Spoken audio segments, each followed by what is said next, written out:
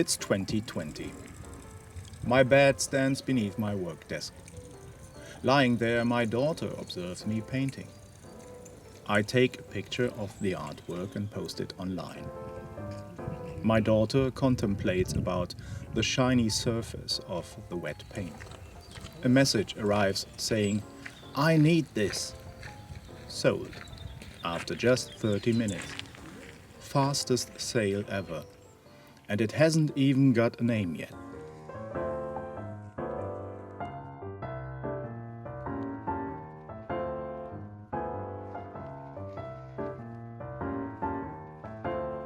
My style of painting is kind of boring. I play around with masking tape, trying to sense proportions, which have something for me: tension, personality. Then comes the first layer of color, a quick wipe, and then some random scratching, letting the body do its work. Always the same, always different, always in slight variations. Always similar, never identical. Like people.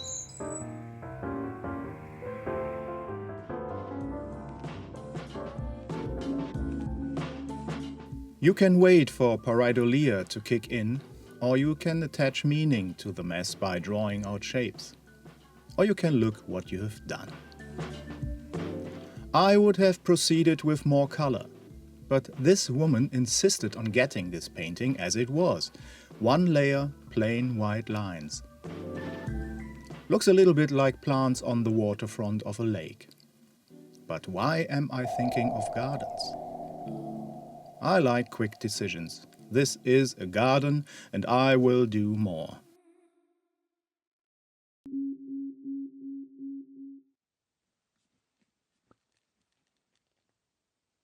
Humans are silly. So many of us think that we're actually the pinnacle of creation. I admit I'm totally fed up with human hubris.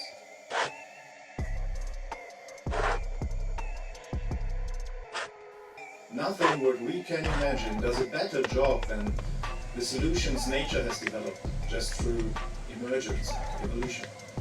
Look at gardens. How we try to drill plants to fulfill our needs. How we put them in rectangular garden beds, neatly side by side. How we think that this is good order compared to the chaos of nature.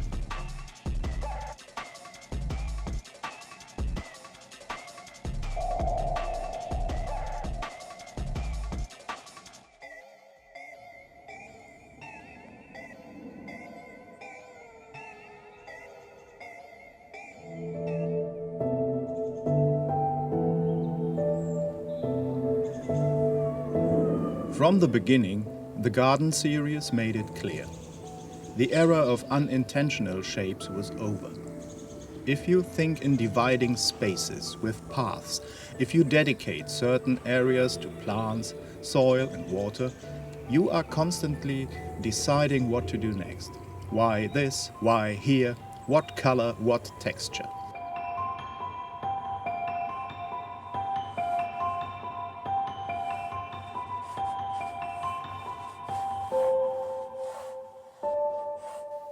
I found myself in a place where I hadn't been before. You might think the simplest abstraction of a flower must be a colored dot beneath a green patch. But then I had to study cornflowers and poppies and wick blossoms to understand their structure and how nature did construct them. Okay, nobody constructed anything here. What seem to be rules are underlying mathematical principles, which get obvious because molecules have to organize in ways physics allow them to do. Nevertheless, I had to understand them, because you cannot create an abstract version of something you don't know.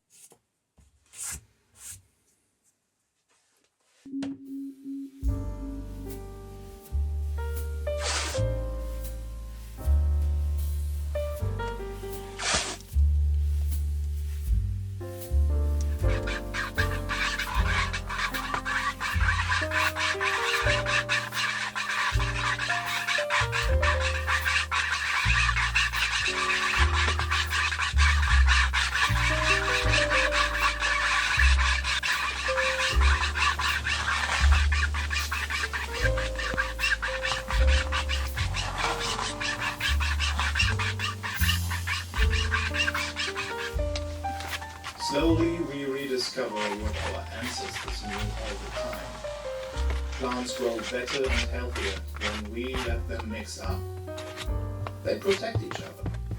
Together they protect the soil. They store water and prevent erosion. They house animals. They feed every living being.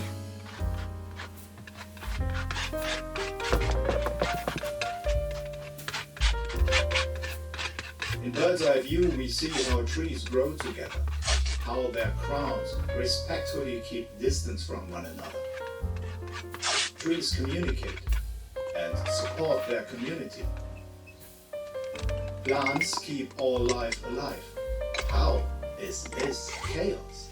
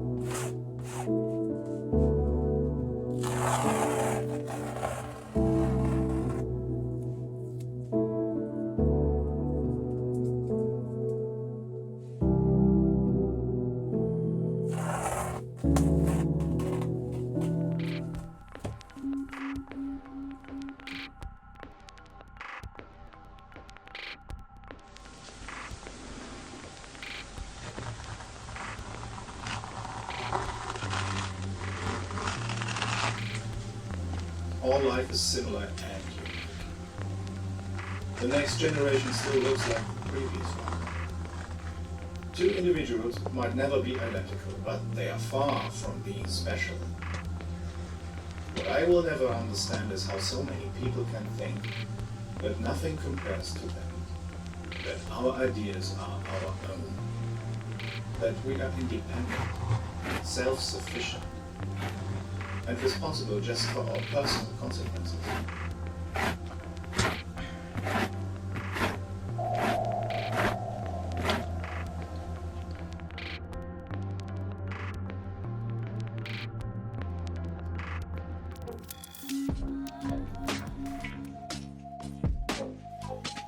We could understand that our similarities connect us beyond our lifetimes, with each other and with everything around us.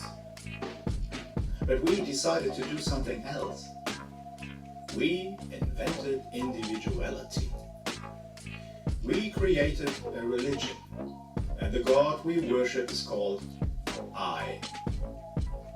I as in illusion, I as in idea, as if our thoughts just came from nothing, instead of being part of culture, part of the world we experience together.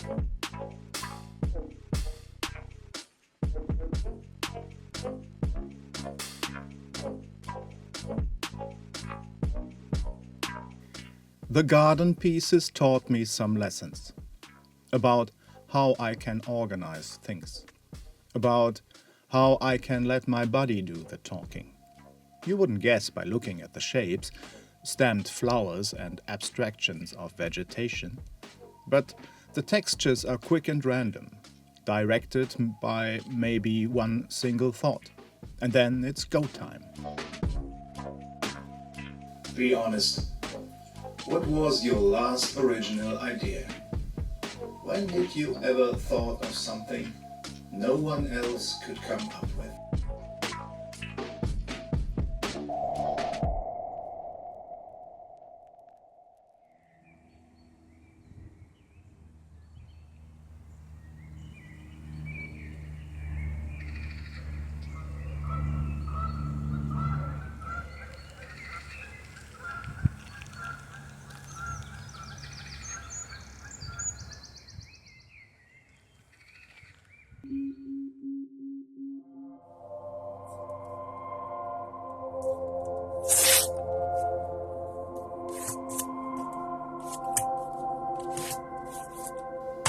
We have just one place where we can survive.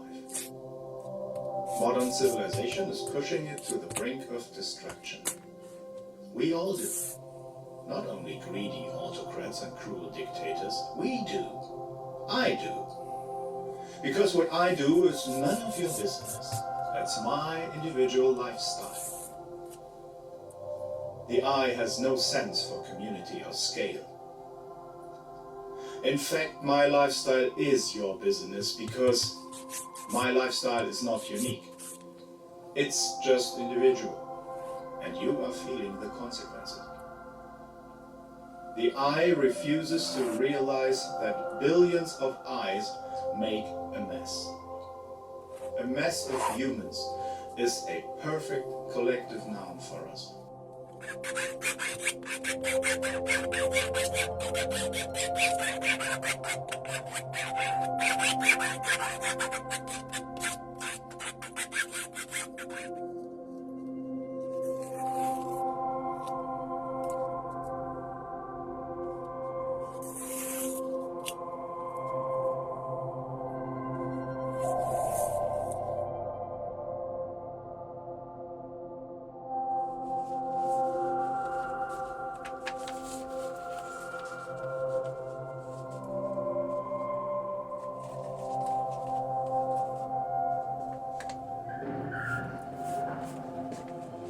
Fast forward to 2026. To make this video a little bit more interesting, I decided to begin a new artwork, revisiting the garden topic I left in 2022. What a strange experience. You see how disconnected it is from its predecessors. It had to be planned to ensure a certain outcome. I had to test methods and materials to avoid wasting time recording useless footage. I was thinking in steps and takes and how long it would take to finish it so that I could start editing the video. And so I realized that again, the story had changed itself and my artwork.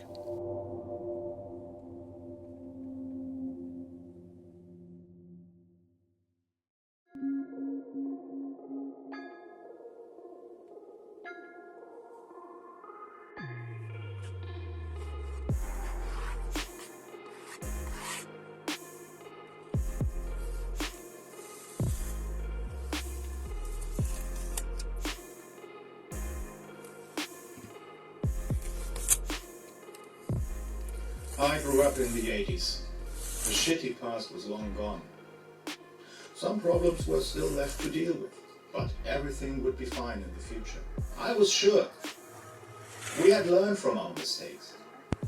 Thing is, humans make mistakes again.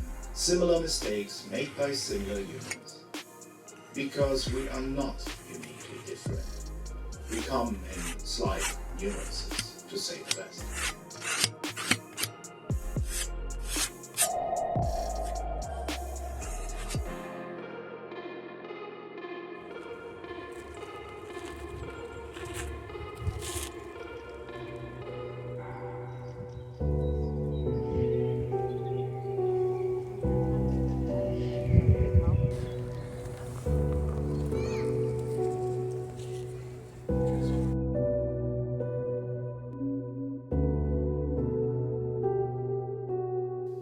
The future is now, and it's not about clean energy and flying cars.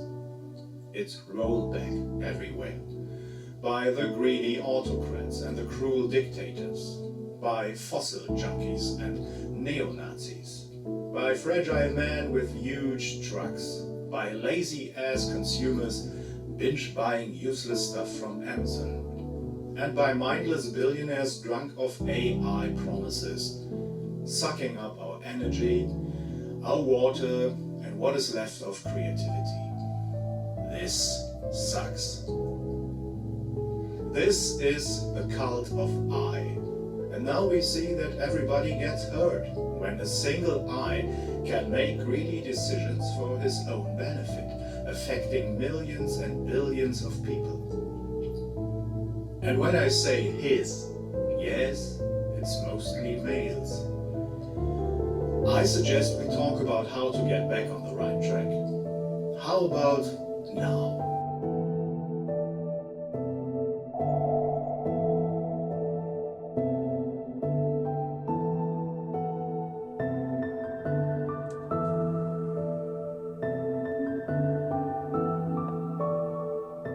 So, this is a story about individuality, or the lack thereof. And this is a story about flowers and gardens and civilization. It's really hard to stand firm in this stream trying to isolate a single learning. The better way might be to just let go, to be part of the flow, to be like water, as Bruce Lee once said, to enjoy life instead of trying to be unique, to share and cherish what we have in common instead of praising what divides us. This flower is really kitschy, isn't it? But I like it.